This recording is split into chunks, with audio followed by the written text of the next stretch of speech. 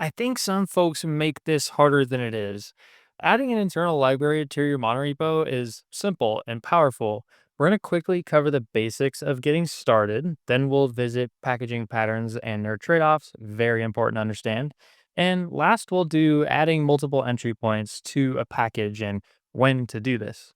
You'll need a few things to get started. You'll see how quickly this happens. As usual, I'm starting with create turbo. So if you want to follow along with me, run this command real quick.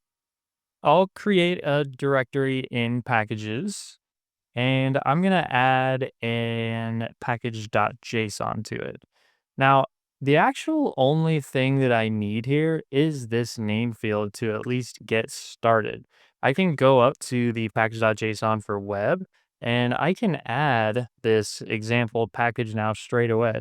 All I need to do is run my package manager's install command. So once I have that done, actually, I can go and jump into the lock file and I'll have a diff here. And maybe I'll get it highlighted here for you. And apps web has a dependency on that repo example. However, that's not terribly interesting yet, right? We don't have any source code in there. So let's go ahead and create that. First, we need to define the package's entry point. To do that, we'll use the aptly named exports field. This defines the exports of the package. And this dot signifier is for the root export of this package. I'll send this to index.ts there.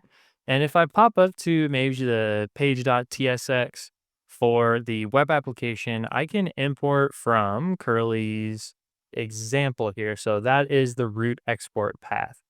This at repo namespace, by the way, isn't special anyway. I just like to use it as a signal to my fellow developers to say this is an internal package. It's in the repo. Back to our source code. I'm going to make some TypeScript code, so we do need some configuration. I'll need a tsconfig.json for the settings for this package. And I'm just going to paste in my snippet here. In this repo, we do have a TypeScript configuration available to us. We see this extends key that's using that base.json from that configuration package. Very handy. I haven't installed it yet though, so let's do that real quick. I need to go back to the package.json for this package. I need to create a dev dependency on repo TypeScript config and make sure that it has workspace star here. Once I've done that, I'll run my package manager's installation command again, same as we did before. We can take a quick look at that base.json as well. We'll see a bunch of TypeScript compiler options configuration if you're used to seeing this. If you're not used to seeing this, I'm not going to walk us through all this configuration in this video, just in the interest of staying focused, but leave a comment if you do want me to dive on TypeScript configuration in a different video. We are ready now. Remember that src index.ts for the root export there. Let's create it. So src index.ts.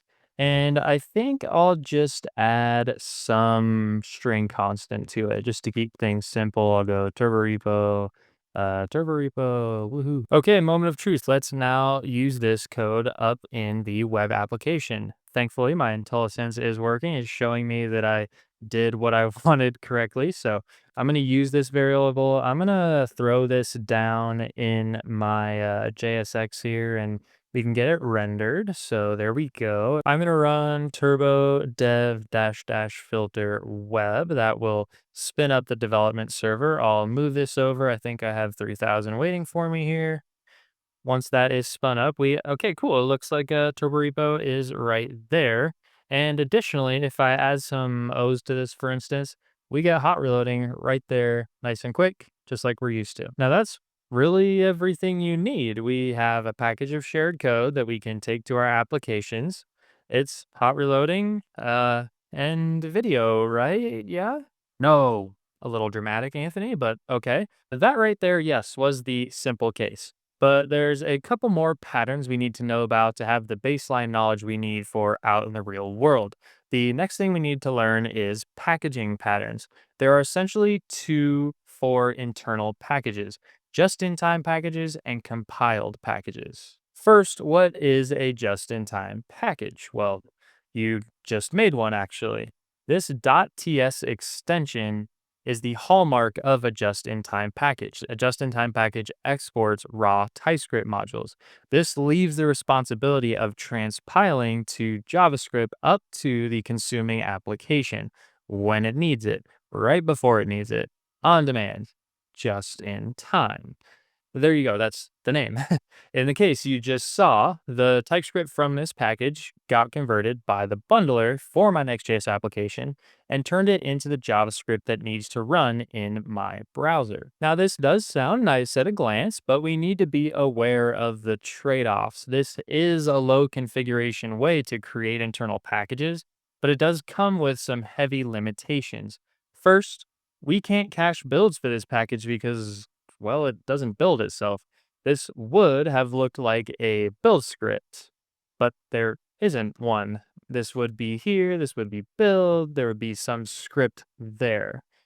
But there isn't one, so TurboRepo doesn't have the opportunity to cache here. You may not care about this if you're happy with your build times, but it's worth mentioning. Second, you can't use TypeScript's compiler options.paths configuration like you're used to. This is because the TypeScript code doesn't get transpiled in the same place that it's written. Remember, that's up to the consuming compiler. But the paths configuration doesn't know how to figure this out. If you try to use one of these in a just-in-time package, you'll get errors since those paths don't exist in the application's set of paths.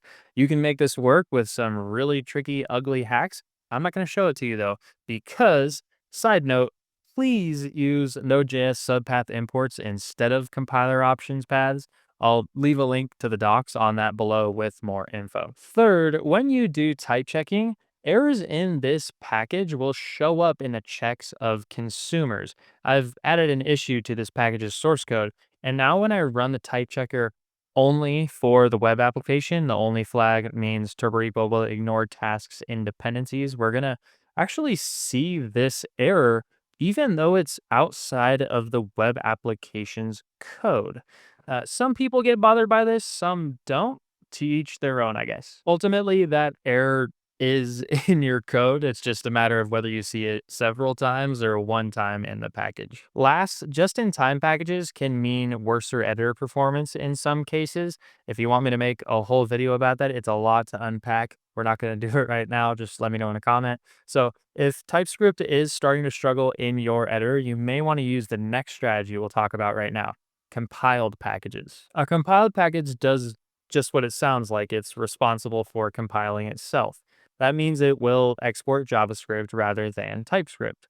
This conversion is pretty simple to do, actually. All we need to do is change to a dist folder and change these .ts modules to .js modules. We're going to be compiling the code into a dist directory, so now we have our exports set up already. It does take a little more configuration, but we do drop all of those limitations of just-in-time packages that we just talked about. We just need to get this code built. First, I'll finish up writing this build script. It'll just be TSC, that's the TypeScript compiler. We're also going to need a dev script so that this package recompiles when we're making changes while we're developing. That is going to look like watch and preserve watch output, if memory serves me correctly. That just means it won't wipe the terminal. Second, we need to go over into the tsconfig.json for our example here, and we need to add a compiler option for outdir.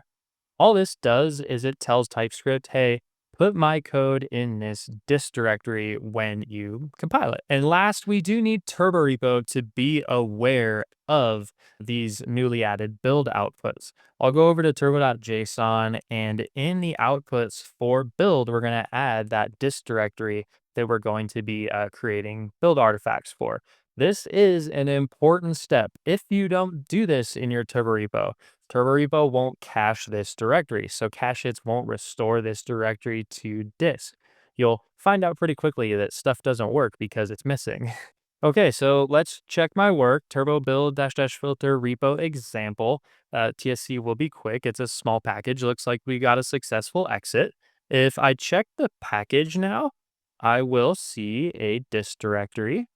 Good. It has our stuff for the compiled index.js. And furthermore, if I delete this dist directory and I rerun that build, we're going to see it come back to disk. So we're caching correctly and we're looking good. Let's also check how our dev server feels. I'll run turbo dev and we'll move that over. I'll need to refresh the instance of that here.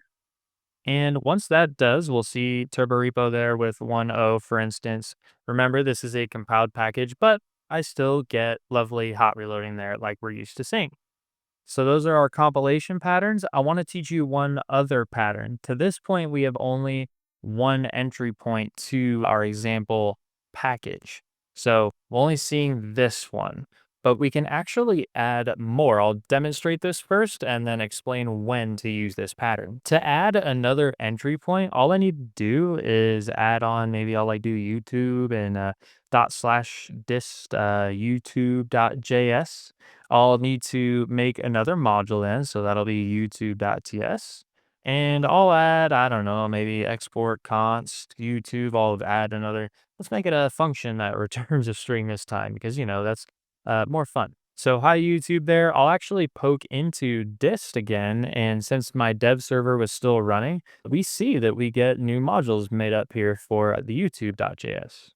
If I go back to my applications page.tsx as well, I can now use a different entry point. So I'll go import from, and just like before, I'll do at repo example, but there's a key difference here. I'll add a slash, and then we can see that we can enter into this package at a new place. Okay, so now the question, why and when do you do this? There are actually a few moments. First one, this can help you communicate intent to developers consuming this package. These entry points could signify different batches of code for whatever reason. So this could simply be a communication signal. In the example I have on my screen here, this is different providers for different sections of this package. The second and third reasons, though, are much more technical. So this next one, as the API surface of a package grows, there will be more exports that end up in this index.ts file. This format you see here is what we call a barrel file, and you and me, hate these. They're a problem. They're actually enough of a problem that us at Vercel, we wrote a whole article about it. I'll link that below. The TLDR is that they make bundling slower because this file format is incredibly demanding for bundlers to analyze. Okay, last reason to close things out. Let's say you have framework bindings in this package like we discussed in the last video. So this package has code meant for Svelte and Next.js in it now. We want to split those into separate entry points to keep those bindings separated. If you leak those bindings, you can end up with some bizarre error messages since the code is deeply integrated with the bundler it was meant for. The unintended bundler, let's say you leaked Svelte code into your Next.js application, likely won't know how to handle those bindings and will, I don't know, maybe explode your laptop or something. So there you go. That's the baseline knowledge you need to take out into the field for creating an internal package that gets your source code working and works with the conventions of the ecosystem. After this, you can start tacking on other tools with a solid foundation. As always, a bunch of this information is in the Turbo Repo documentation, so check out turbo.build to learn more. I'll leave that link in the description along with some other goodies. Please do like, subscribe, follow whatever platform we're on, and feel free to comment to let me know what you think or any questions that you have that I can address in future videos. See you in the next one.